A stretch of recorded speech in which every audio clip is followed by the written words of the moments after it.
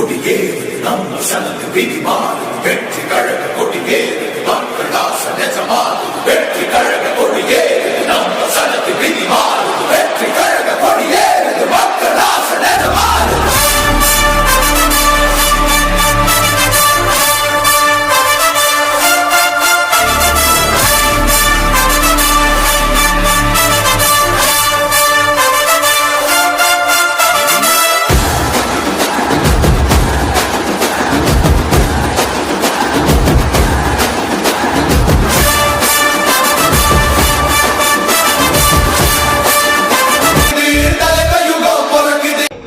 ஒரு சந்தோஷமா ஒரு கெத்தா